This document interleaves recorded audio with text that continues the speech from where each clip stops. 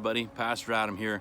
In the midst of everything that is going on in our world, I think sometimes we can sit back and worry about everything that's gone sideways.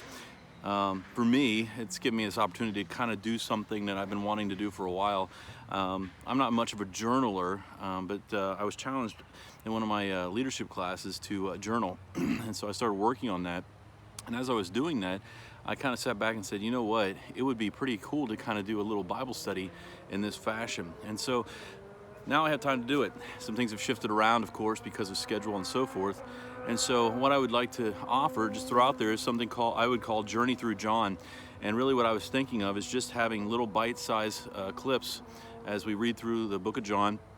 And they're probably going to be very short, and I'm not going to open up any commentaries. I'm not going to look at the deeper things. I'm just going to take what we do know, or some things I know, and start working through some of that, and just kind of opening up the book of John. It's a pretty powerful book. John was considered by most to be the beloved disciple.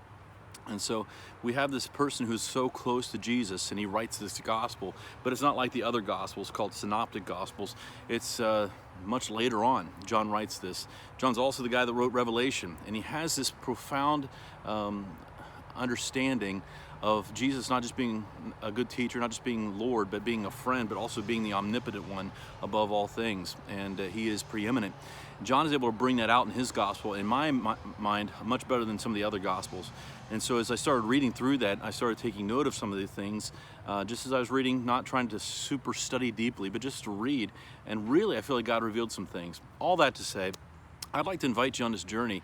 Certainly you can just keep scrolling, but if you wanted something to go through as we're going through these times, I'm going to try to have daily videos. That doesn't mean for sure I can do that. I'm not going to commit to that.